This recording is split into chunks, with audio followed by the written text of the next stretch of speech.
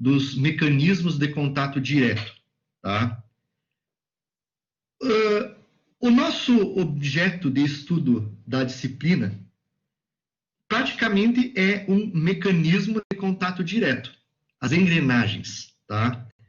Quando nós transmitimos o movimento entre os dois dentes, ou entre as peças que fazem parte do mecanismo, tá?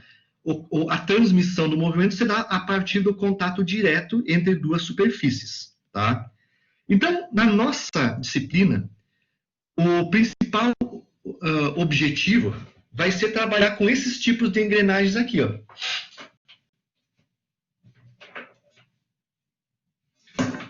A engrenagem cilíndrica de dentes retos, o nome dela completo, né, com nome, prenome e sobrenome, é engrenagens cilíndricas de dentes retos, tá? E a gente geralmente não chama as pessoas todas pelo nome completo, a gente chama sempre pelo nome principal, né? E aí, então, comumente, a gente acaba chamando elas de engrenagens de dentes retos, tá? Então, o termo correto, pessoal, é engrenagens cilíndricas de dentes retos e engrenagens cilíndricas de dentes helicoidais, tá? Então, os dentes, acompanham, são coplanares ao eixo da engrenagem, né? E são paralelos entre si, né? Eles são paralelos, digamos assim, ao eixo da engrenagem. Por isso, então, cilíndrica de dentes retos, né? Os eixos são paralelos, né, ao eixo da engrenagem. Há também no nosso estudo as engrenagens cônicas, tá? Essas engrenagens cônicas, então, elas têm este perfil, são engrenagens, o nome delas são engrenagens concorrentes, tá? O nome correto delas é engrenagem concorrente, tá? E dentro das engrenagens concorrentes, que existe um conjunto enorme de engrenagens concorrentes, tá? Existe, por exemplo, a engrenagem cônica de dentes retos, a cônica de dentes helicoidais, existe as engrenagens mais sofisticadas, tá? Com dentes curvos, né? E aí existem vários tipos de engrenagens com dentes curvos, que, por exemplo, são usados nos diferenciais dos caminhões, tá? Mas existe um conjunto bem grande. Na nossa disciplina, a gente vai tratar em específico, né, da engrenagem cônica de dentes retos, tá? Dentes retos, não de dentes helicoidais ou curvos, né, mas sim somente dentes retos. Já vamos ver que, mesmo sendo só dentes retos, já tem um conteúdo bastante grande sobre isso, tá? E também vamos trabalhar com as engrenagens helicoidais, né, de eixos paralelos, tá? As engrenagens helicoidais têm uma característica que elas, para o mesmo módulo, têm uma capacidade de transmissão um pouquinho maior, né? Se formadas do mesmo material, das mesmas condições, né? Mas elas têm um problema de induzirem forças axiais no eixo devido à inclinação do dente, tá? Então, elas vão provocar uma carga maior nos mancais da máquina, tá? Que vão ter que ser, então, dimensionados para essa condição, tá? Então, esses três elementos nós vamos ver no projeto de máquinas 3. As engrenagens cilíndricas retos, engrenagens helicoidais em eixos paralelos, ou engrenagem de dentes helicoidais, cilíndrica de dentes helicoidais, e as cônicas de dentes retos. E vamos também ver um outro tipo de engrenagem, né, que é a coroa parafuso sem fim, né? Esse tipo de engrenagem de transmissão, ela é uma transmissão que é usada principalmente quando eu preciso de relações de transmissão muito grandes, na faixa de 50, né? Porque daí eu consigo fazer uma transmissão num espaço reduzido, o que não seria possível fazer, por exemplo, com uma engrenagem helicoidal ou de dentes retos, tá? E aí a gente consegue, então, reduzir o tamanho da transmissão. O inconveniente, quer dizer, o único não, é único, mas é marcante esse problema, que é o rendimento da engrenagem. Esse tipo de engrenagem, ele trabalha muito com deslizamento, né? O deslizamento entre o flanco do parafuso e o flanco da engrenagem helicoidal é muito grande, e aí a perda de potência, a perda de energia em calor é muito grande. Então, o rendimento de um sistema desses, quando a transmissão é muito grande, pode chegar, né, no aspecto negativo, pode chegar aí a 40%. Ou seja, entra um CV aqui no parafuso e sai 0,4 CV aqui no eixo de saída. Esse é o elemento de entrada, aqui é o de saída. Então, imagine que todo esse, se for um rendimento de 40%, né, todo esse rendimento, né, 0,6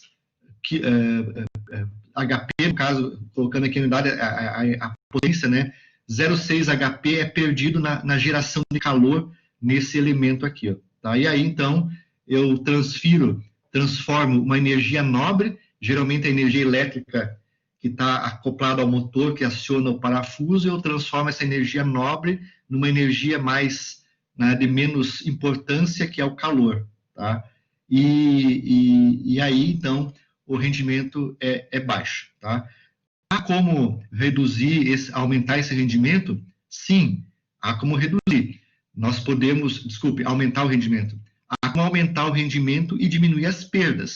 Mas aí, geralmente, para que isso aconteça, a relação de transmissão entre elas, né, tem que chegar aí num patamar de o I, né, a relação de transmissão, em torno de 6, 7, 8, para que ela tenha um rendimento na forma aí de 90%, 80%, 85%, 90%. Então, realmente é um problema, mas ainda nós temos inúmeros casos que vão usar esse sistema.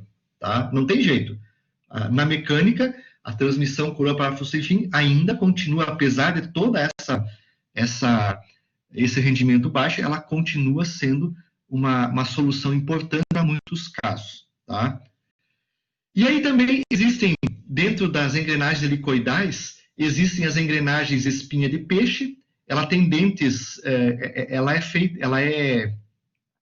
é uma engrenagem helicoidal, onde ela é usinada com dentes opostos. Vejam que aqui eu tenho a inclinação do dente para um sentido e no outro lado aqui a inclinação no outro sentido. Para usinar isso aqui, a gente usa uma fresa de topo, faz a usinagem dela, e o uso de uma fresa de topo para fazer a engrenagem.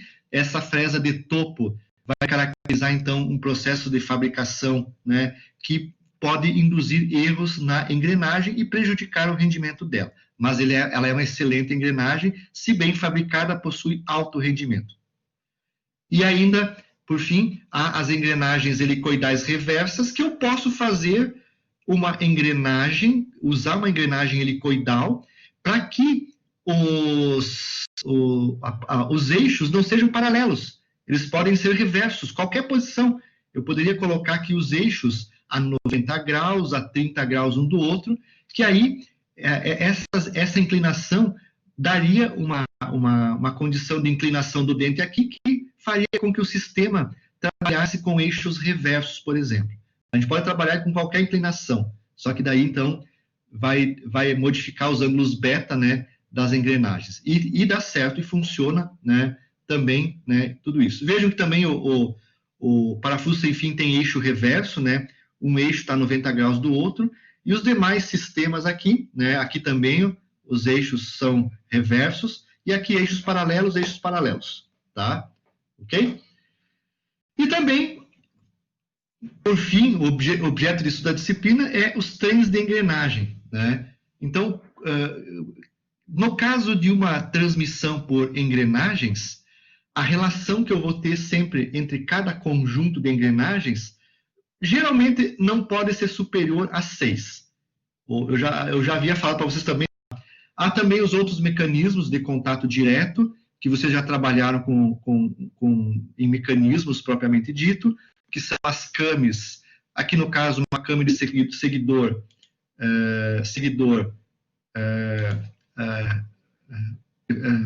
com seguidor de face plana, uma came com seguidor de rolete, uma came tridimensional. Alguns tipos de motores hoje apresentam lá para aspiração no momento de baixa velocidade, que mudar o perfil de aspiração do motor. Então, elas têm umas cames que se modificam, se movimentam axialmente e mudam o perfil de entrada de ar no motor, tá? Todos esses são mecanismos de contato direto, então, incluindo as engrenagens, tá? E são amplamente utilizados, então, todos esses mecanismos nas máquinas que nós projetamos, tá? Então, aqui, um exemplo típico de uma máquina que possui muitos mecanismos, muitos tipos diferentes de mecanismos, é o motor de combustão interna, tá? Ele tem aqui um mecanismo, né, de cames e seguidor, ele tem mecanismo de engrenagens, né? Tem o mecanismo cursor, biela, manivela, tá? E tem uma quantidade enorme de mecanismos, né? Que, somando como um todo, todos esses mecanismos transformando um tipo de movimento em outro, geram uma máquina, né? Que é o caso do motor de combustão interna, tá? Ok? Então, dentro desse estudo, definição. O mecanismo é uma combinação de corpos rígidos ou resistentes de tal modo compostos e ligados que se movem entre si com um movimento relativo definido. Então, isso é a definição do mecanismo. Uma engrenagem, uma came, né, uma came, um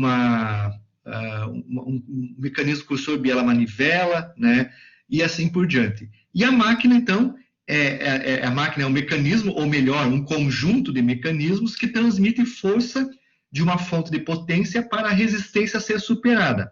O motor de combustão interna, então, é um exemplo desse tipo de máquina, tá? Ok? Bom, também algumas definições ainda. Aqui nós temos um mecanismo que vocês já devem ter trabalhado no robozinho que vocês criaram, né? Peça. Esse aqui é um mecanismo de 4 barras, certo? A barra 1 é essa junção aqui, é o comprimento da barra 1, tá? A barra 2, a barra 3, a barra 4, e a barra 2, então, geralmente é a peça motora, e movimenta a peça 4, que desenvolve um certo giro ou uma certa oscilação entre dois pontos extremos, tá? Então, isso aqui nós chamamos de peça, tá? Então, a engrenagem é uma peça, tá? A outra engrenagem é outra peça, dentro da ideia de mecanismos. Então, aqui nós temos 4 barras, então são 1, 2, 3, 4 peças, e este pontinho, que é o ponto de articulação, né, nós chamamos de par de elementos. O par de elementos, então, é o local, é o mancal, né, por onde vai ocorrer a transmissão do movimento, tá? Então, uma peça é um corpo rígido que tem 2 ou mais pares de elementos. Então, os pares de elementos são esses aqui, ó. Tem 2 pares de elemento, ou pode ter mais pares de elementos, tá ok? Então, isso é a peça, é o par de elementos e a peça. E o mecanismo é o conjunto das 4 peças com seus pares de elementos, e a máquina é o conjunto de vários mecanismos que transformam, então, a energia de entrada em uma energia de saída, de movimento, tá? Também existe o ciclo, período e fase, tá? Aqui, tá? O ciclo, então, quando as peças de um mecanismo, partindo da posição inicial, tiverem passado por todas as posições intermediárias, isso é um ciclo de movimento. O período é o tempo para a execução deste ciclo, e fase é a posição instantânea ocupada pelo mecanismo. Então, aqui, ó, se essa peça do mecanismo sair desse ponto e der uma volta completa, né, e voltar novamente à sua posição inicial, isso foi um ciclo. Nesse mecanismo, a peça movida, 4, deslocou esse ponto, do ponto B', B', ele fez uma oscilação, foi e voltou, não deu um giro completo. O tempo necessário para fazer essa volta completa, que é o ciclo, está associado à RPM dessa barra, ou à velocidade dessa barra, tá? é, então, o tempo, né? É o, né, período, é o tempo necessário para a execução da volta completa. E fase do mecanismo é exatamente uma fotografia instantânea do movimento. Se você está com a máquina funcionando e você tira uma foto, naquele instante você tem uma fase do movimento, ou seja, as diversas posições ocupadas pelo mecanismo são as fases. E a fase é importante, pois nela nós podemos determinar quais são as velocidades, as acelerações e os movimentos que este mecanismo tem. E aí, então, a partir disso, fazer o projeto, né, fazer o cálculo de forças que podem ser transmitidas entre os elementos. Ok? Então, são algumas definições ligadas, então, a essa parte de mecanismo. Tá? O mecanismo, a peça, né, o par de elementos, ciclo, período e fase, tá? E os mecanismos podem transmitir os movimentos. Sempre que eu tenho a transmissão de movimento, ela pode ser feita por 3 maneiras sempre distintas. Todo o movimento em elemento de máquinas, né, ele pode ser transmitido por contato direto, que é o propósito dessa disciplina, tá? O contato direto entre 2 corpos, tal como um eixo excêntrico, um seguidor ou 2 engrenagens, então as câmeras e seguidor, é por contato direto. Pode transmitir por elemento intermediário ou por uma ligação flexível. Por contato direto, então, os exemplos típicos são as câmeras com seguidor biselado, com seguidor de rolete e com seguidor de face plana, por exemplo. Então, se transmite por contato direto, inclusive as engrenagens. Tá? Também, tudo isso se transmite por contato direto. Por um elemento intermediário, é o caso, então, do mecanismo cursor-biela-manivela, né? Cursor, biela, manivela, né? A manivela é a parte motora, geralmente, né? Nesse mecanismo, né? Ok? Então, ela é a parte motora. No motor, a parte motora é o cursor, né? Num compressor, a parte móvel é movida, a parte motora é a peça 2. Então, o elemento intermediário é a peça 3. Num eixo excêntrico, né, num excêntrico como esse aqui, né, também, né, a peça 2, dependendo da situação, qual que é a motor e movida, mas nós temos uma peça aqui, ó, que é o raio da manivela, né, a biela e o cursor. Então, esta peça 3 representa, então, essa dimensão entre A e B, representa a peça intermediária, o elemento intermediário. No sistema 4 barras, a peça 3 é o elemento intermediário. E aqui, no garfo escocês, né, o cursor é o elemento intermediário. Ok? Então, é a transmissão de movimento. Inclusive, uma ligação flexível por correia ou corrente. Aqui nós temos um elemento flexível, né? Temos 2 peças, nós temos 3 peças. A segunda peça é a corrente, tá? No entendimento do mecanismo, e a terceira peça é essa engrenagem. Então, esse aqui é uma peça intermediária, tá? A corrente ou a correia é uma peça intermediária. E o segundo, então, né, é contato direto. Tá? Os elementos flexíveis, então, desculpe, aqui o elemento flexível, correia ou corrente, tá? Que a peça intermediária é uma peça flexível, tá? E por último, então, o objetivo do nosso estudo, que é o movimento, né, de contato direto, que envolve, então, as engrenagens, tá? O princípio de funcionamento das engrenagens, ele vai ser exatamente esse que eu vou passar para vocês agora, de uma câmera e um seguidor. Mas a ideia que acontece lá, quando os 2 dentes se acoplam um ao outro, é exatamente igual a essa condição aqui. Ó, tá? Então, aqui nós temos um mecanismo, né, uma câmera e um seguidor. Essa aqui, então, é a câmera, o elemento motor, e essa peça 13 é o seguidor, né? Tá? Eu falei antes, quando não estava na ligação, você estava escutando, Bem da verdade, hoje em dia, eu não sei mais se kami é masculino ou feminino. Não sei se é a kami ou se é o kami, tá? Antigamente, nós chamávamos kami de okami, tá? Atualmente, a literatura também tem o termo akami. Enfim, fica na dúvida de vocês, para vocês também, né? O que é a kami? Se ela é masculina ou feminina, né? O termo masculino ou feminino, eu também não sei. Eu sempre chamava de okami, né? Okami, né? O termo era esse. E, no entanto, agora na literatura existe também, né, nos livros, o termo akami. Então, fica aí só a dúvida para vocês saberem que tem esses dois termos sendo utilizados, tá? Então, no mecanismo, essa transmissão de movimento que acontece aqui, tá? Eu esqueci a minha canetinha da minha mesa digitalizadora lá na universidade ontem à tarde, né?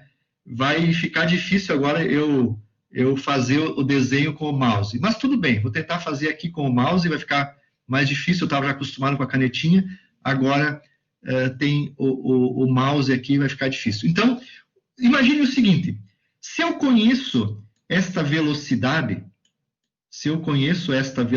de rotação da peça motora, que é o kami aqui, né? Essa aqui é a peça motora. Essa peça motora, então, tem uma certa velocidade angular, e o giro acontece em cima desse ponto aqui, ó. A peça 2, então, que é o kami, tá? Ela gira em cima da peça 2.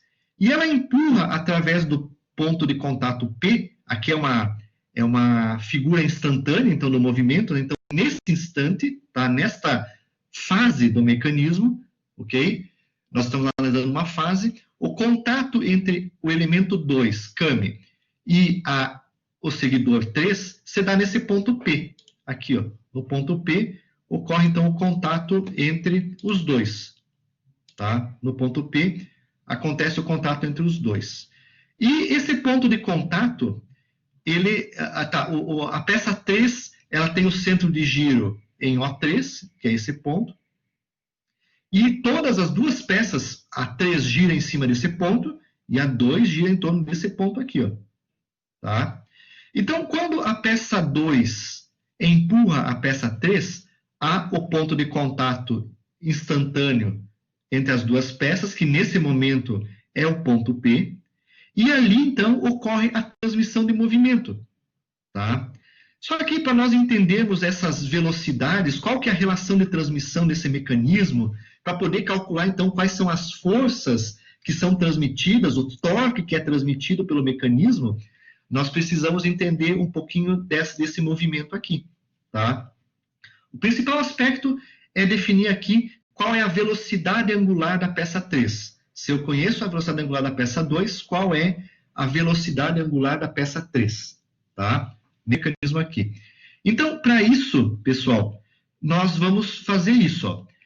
No ponto de contato do mecanismo, nós vamos identificar que esta dimensão aqui, ó, é o raio de giro do ponto P pertencente à peça 2. Então, esse ponto P, ele está girando nesse instante, ele está girando em cima da peça 2 com este raio aqui, ó. Esse aqui é o raio de giro do ponto P pertencente à peça 2. Mas, ao mesmo tempo, esse ponto P, se nós olharmos ele pertencente à peça 3, o ponto P pertence às duas peças, 2 e 3. Quando nós analisamos ele pertencente à peça 3, esse ponto P está girando também em relação à peça 3, mas com este raio aqui, ó, que é o raio O3P. Daqui até aqui é o giro do ponto P pertencente à peça 3. Tá? É o CIR, centro instantâneo de rotação. Tá? Centro instantâneo de rotação. Bom, os centros são esses aqui, né? O centro de rotação do ponto P da peça 2 e o CIR aqui da peça 3 é esse aqui. Tá? Então, o ponto P está girando em cima desses dois centros de giro. Tá? Então, ele é um ponto comum às duas peças e é a partir dele que nós vamos definir a relação de transmissão que ocorre entre os movimentos. Tá? Então, a gente sabe o seguinte, ó, tá? Que que velocidade tangencial, se nós temos um giro, um movimento circular, então o ponto P descreve um movimento circular então, do ponto A2 e do ponto A3. Descrevendo um ponto circular, o ponto P tem velocidade tangencial. Então, inicialmente, se nós definirmos o ponto P pertencente à peça 2 e quisermos calcular qual que é a velocidade tangencial que esse ponto tem em relação ao giro dele, tá? Então, esse vetor PM2 é um vetor de velocidade tangencial, ele está perpendicular ao raio de giro da peça 2, aqui, ó. Aqui é 90 graus, ó. Esse ângulo é 90 graus. Então, se eu sei qual que é o W2, com o W2 e com o raio, que é esse vetorzinho aqui, ó, eu calculo a intensidade desse vetor PM2, que é esse aqui, ó. Raio vezes W, radianos por segundo, vezes centímetro, por exemplo, isso aqui está em centímetro ou metro, centímetro dá centímetro por segundo. Eu calculo, então, a velocidade tangencial. Tá? Bom, para fazer essa análise da velocidade tangencial, nós precisamos também definir nesse movimento instantâneo, nesta fase do mecanismo, qual é a superfície que é perpendicular às peças, no ponto P, qual é a linha, qual que é o plano perpendicular às peças e qual que é o plano tangencial às peças. Então, se nesse instante eu olhar para essa peça, nós vamos ver que essa linha, N', é a normal comum às duas superfícies da peça, que geralmente a gente chama então de linha de ação. Então vejam que ela está perpendicular aqui, ó, está perpendicular a um outro plano, né? Ela está perpendicular às duas superfícies, ó. Ela está entrando perpendicularmente às duas superfícies da peça 3 e 2, tá? E esta linha é perpendicular à tangente comum. Essa linha aqui, ó, representada por TT', tá? É a tangente comum. Ambas as linhas, NN' e TT' são perpendiculares entre si. As duas estão perpendiculares, 90 graus. Tá? Então, nesta normal comum é que vai ocorrer a transmissão de movimento e nessa tangente comum vai ocorrer deslizamento. Sempre um mecanismo de contato direto, ele pode ter deslizamento e rolamento. Então, o deslizamento vai estar associado ao plano TT' e o movimento vai ser transmitido pela normal NN'. Ok? Bom, nós calculamos inicialmente esse vetor PM2, que representa a velocidade do ponto P pertencente à peça 2. Eu posso pegar, então, esse vetor PM2 e decompor ele sobre a normal comum. Aí, ó, isso é a tangente comum.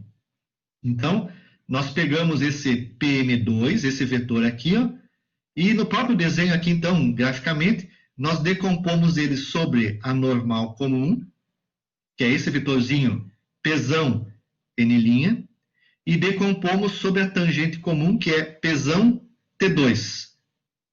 Tá? Geraram dois vetores de velocidade.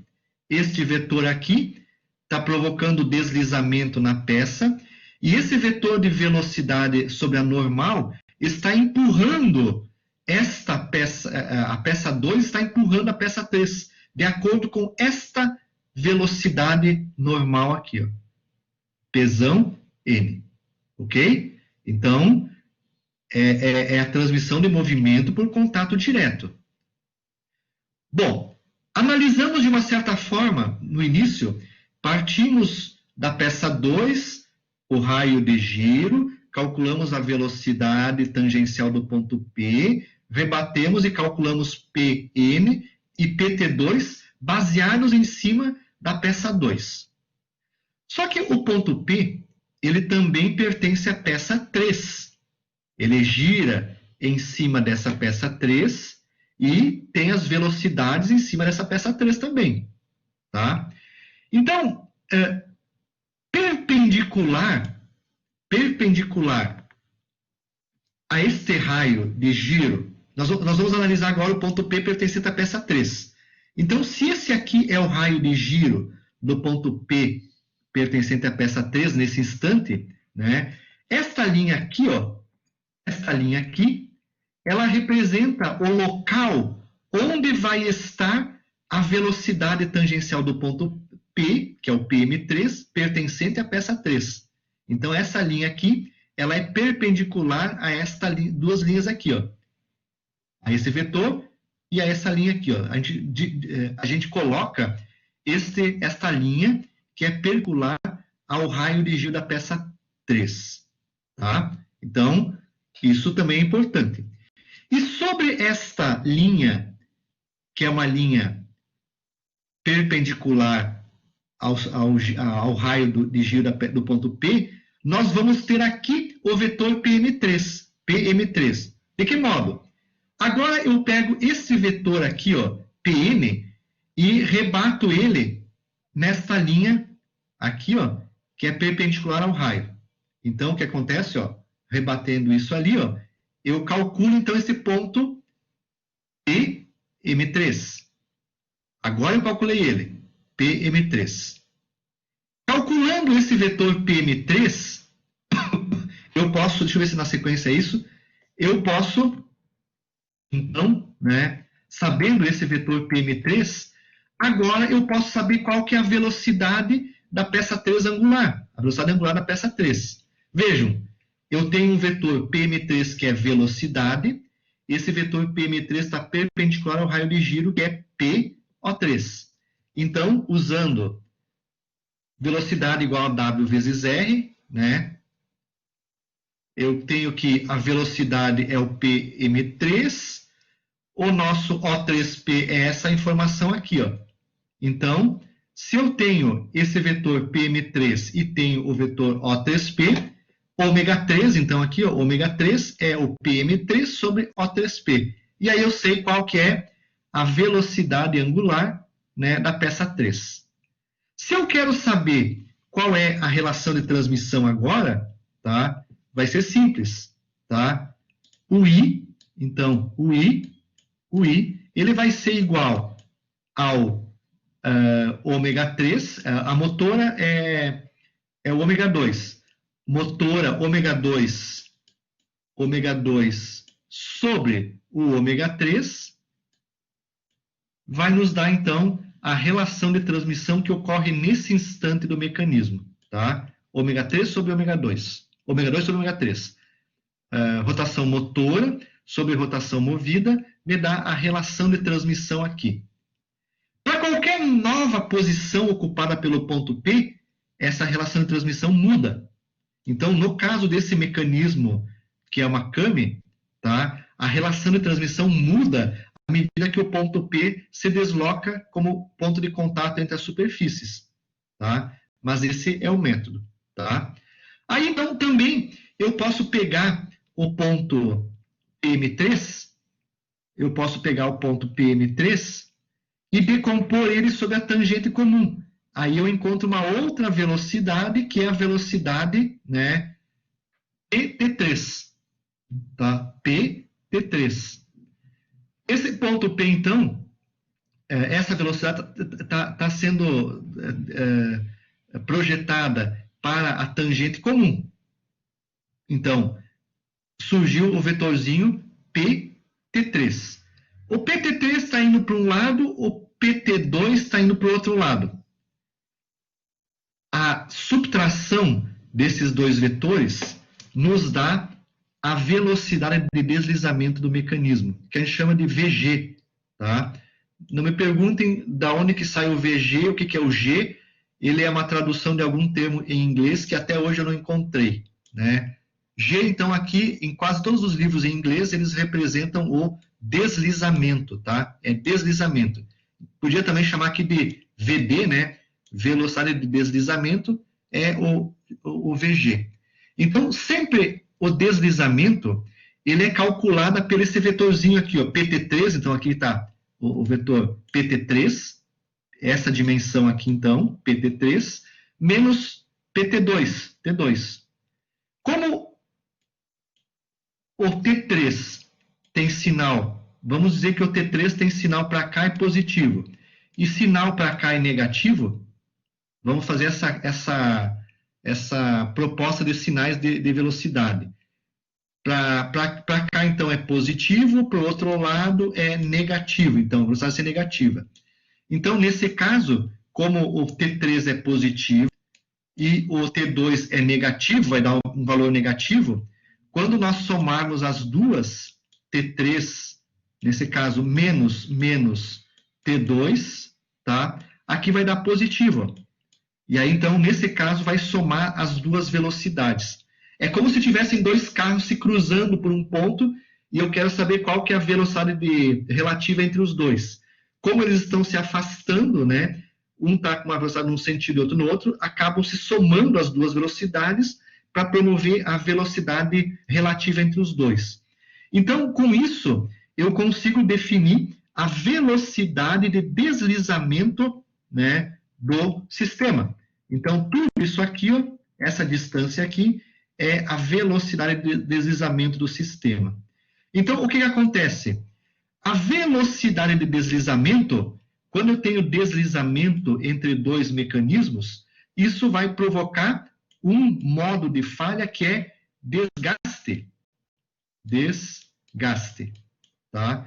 Então, o deslizamento, a velocidade de deslizamento, provoca desgaste no mecanismo, que é um modo de falha que acontece nas peças mecânicas, associadas ao deslocamento. E quando eu tenho velocidade normal, né, essa velocidade, esse esforço normal, perdi o mouse aqui agora, tá? Agora estou bem. Tá? Quando eu tenho... Só um pouquinho. Surgiu, apareceu de novo.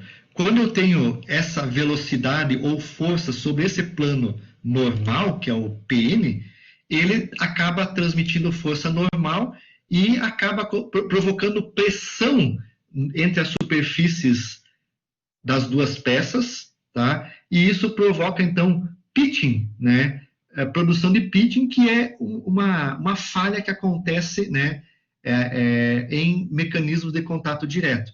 Por exemplo, as engrenagens vão ser submetidas a pitching e a desgaste, dois modos de falha, que devem ser adequadamente pensados, né, analisados para poder otimizar, então, e minimizar esses dois fatores.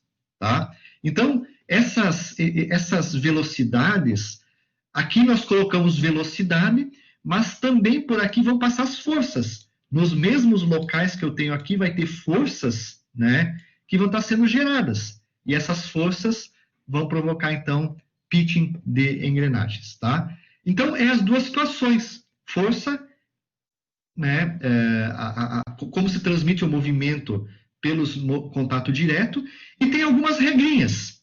Tá? Então, só para finalizar, deixa eu ver como é que está, se está passando também. Descartar. Estou ainda online aqui, ainda estou vendo se não caiu a ligação de novo aqui. Tá?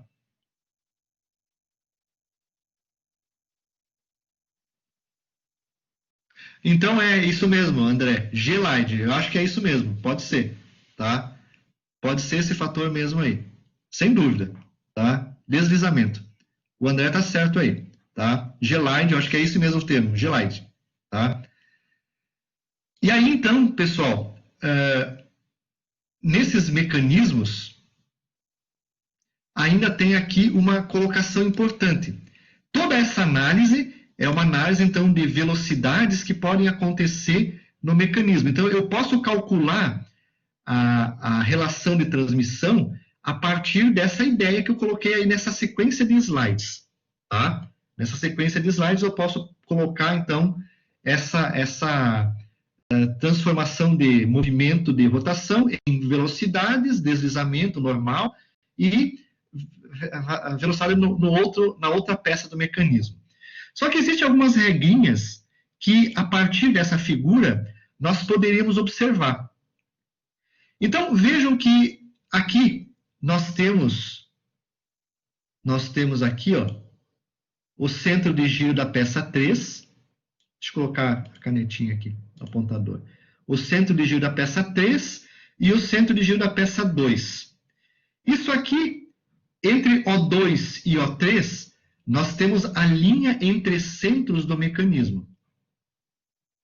Isso aqui, então, é a linha entre centros do mecanismo. Tá? Ok? Bom, nós podemos calcular essa velocidade ômega 3 simplesmente se nós fizermos o desenho em escala certinho todo ele, nesse instante, se eu prolongar a normal comum até ela interceptar a linha entre centros, eu posso, a partir dessa intersecção aqui, desse ponto K, calcular a relação de transmissão. Então, assim, se eu quero calcular a relação ômega 3 sobre ômega 2, eu pego as distâncias inversas do ponto 2 até o ponto K, que é o O2K, dividido por O3K, que é essa distância aqui, ó. Então, O2K sobre O3K me dá a relação de transmissão ômega 3 sobre ômega 2. Então, eu assim não precisaria fazer toda essa análise para chegar nessa velocidade ômega 3, tá? Ok? Poderia simplificadamente fazer o cálculo dessas duas distâncias aqui, ó. Se eu fizer O3K sobre O2K, eu tenho ômega 2 e ômega 3, que é o I, então. Tá? Ok? Então, a relação de transmissão pode ser baseada em cima desta ideia. Tá? Outra coisa, olhando essa normal comum. Isso vale para todos os mecanismos de contato direto. Tá? Se a normal comum cruza o entre centros, nessa linha aqui, ó, um mecanismo vai para um lado, para um sentido, ó, o mecanismo 2 está girando no sentido horário e o mecanismo 3 gira no sentido anti-horário. Sempre acontece isso. Se o ponto K, por exemplo, cruzar uma linha fora do entre centros, numa região, por exemplo, aqui, ó, ou aqui, os dois mecanismos, as duas peças, vão se movimentar no mesmo sentido. Se uma está horária, a outra também gira horária. Essa é regra, tá? É regra. Então, também vale essa regrinha aí, tá? Então, temos que observar, então, isso dos nossos mecanismos para ver se eles estão girando horário ou anti-horário. Então, essa regrinha também vale, tá? Se esse ponto K, então, vier para cá, ó, cruzar a linha entre centros nessa região ou nessa aqui, ambos os mecanismos giram no mesmo sentido, tá? E a última regrinha é a seguinte: se eu estender essa normal comum, e essa normal comum, o ponto K, cruzar exatamente um par de elemento, por exemplo, o ponto O3, tá? Naquele instante, as velocidades aqui, ó, né, vão ser a mesma da normal, e aí, nesse ponto, está ocorrendo um processo de só rolamento de uma peça em relação à outra. Vocês viram lá em mecanismos, tá? Que nos mecanismos de contato direto sempre existe rolamento e deslizamento. Nesse instante, há um deslizamento entre as duas peças e um rolamento entre uma peça e outra. Então, quando este ponto K estiver sobre um desses pontos aqui, tá? O3, quer dizer que o ponto P possivelmente vai estar aqui em cima desse lugar aqui, ó. E aí, né? Desculpe, não necessariamente isso, né? Quando o ponto K estiver só sobre o ponto O3, tá? Isso vai implicar que, nesse instante, eu tenho somente rolamento de uma peça em relação à outra e não há esse vetorzinho aqui, ó. T3 e T2 vão ser iguais a 0. Então, há um rolamento puro do mecanismo em relação ao outro mecanismo. Não há deslizamento. Então, nesse instante, lá nas engrenagens, isso vai ocorrer exatamente sobre o diâmetro primitivo delas. Vamos ter ali força total transmitida e o máximo pitching de engrenagens, né? Que é o problema de falha de engrenagens por pressão superficial, tá? Então, esse é um ponto importante dessa análise, tá? Então, aí então, tem as indicações, então, tá? Que mostram, então, como essa normal comum, ela interage com o sistema de vocês.